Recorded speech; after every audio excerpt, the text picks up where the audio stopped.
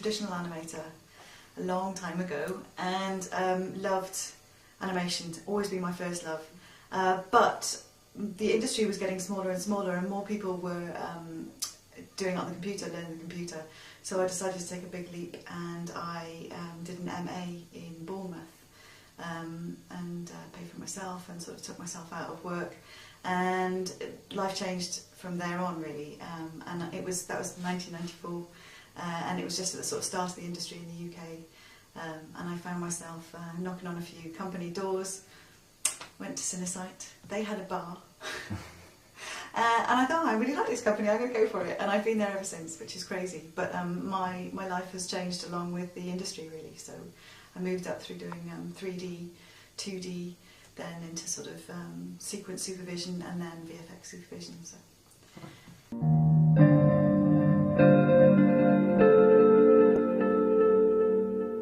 Wow, do you know, nobody's ever asked me that before. That's, yeah. What are the advantages? I think the advantages probably are to do with an ease of communication.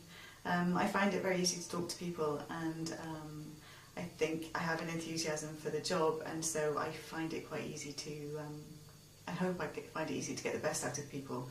And so I'm very collaborative. Perhaps that's a female trait, I don't know. The disadvantages, I don't know, the disadvantages are probably a little bit more secretive, because I think I don't always know what my disadvantages are. I think there's always, you know, the truth is there is always a boys' network, and I think sometimes I'm probably excluded from it. So I'm sure there have been times where I haven't been chosen because people are not sure about me, or they're not sure whether they'll mix well with me, or maybe they just think, you know, she's a girl, maybe she's not, you know, technical enough. There's lots of things out there, but I've never really faced it in a face-to-face kind of way. I've always kind of wondered whether that's something to do with why I get a job or not. So I don't know. I've just been me. I can't do it any other way.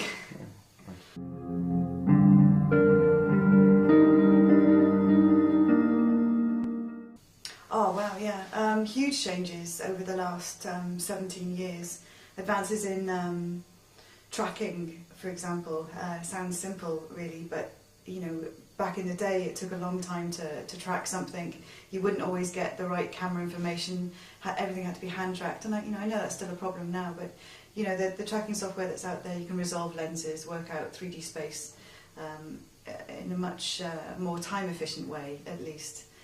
So that's a big change. The other thing I do a lot of now is photogrammetry work, going out, shooting environments and recreating the environments digitally. So we no longer rely on soups to go out there and shoot helicopter plates and then track something into that plate. Now we go out and we tile the whole area, you know, go out with multiple lenses, and then, you know, use photogrammetry software to build environments, and it gives directors so much more freedom to fly cameras through and around. And you know, the answer is that it makes our life easier as well, because we don't have to do, you know, motion control moves, or again, you know, limit the shot by just tracking in a matte painting. And so that's come at the same time as a lot of people are moving into shooting stuff in stereo. And so now we're able to say, okay, you know, we won't need to do the old, well, we can't do the old 2D way of cheating a matte painting into the background. It has to have some depth to it, because we'd have to do that in post anyway. So those two things are quite interesting, the advance of stereo and the use of photogrammetry. That's been a lot of the work that I've done recently anyway.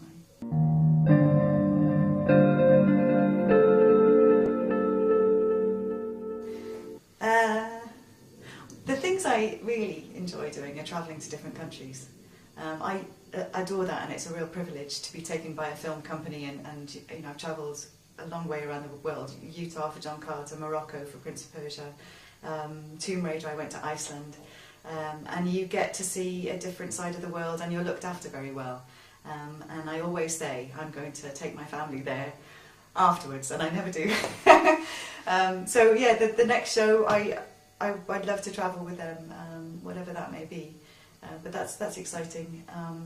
And then the other thing that I really enjoy about my job is working with the other creatives, because you meet the most extraordinary people who are passionate about what we do, but also, you know, I love meeting people who've got their special talents. You know, some people just love this side of the industry, you know, incredibly small, detailed work, and I love to hear about that, and I just want to collect it all. My job now is as Vfx Supervisor is I need to know a bit of everything, and I no longer really get to specialise in certain things, so I love meeting people who have that speciality and are enthusiastic and want to talk about it.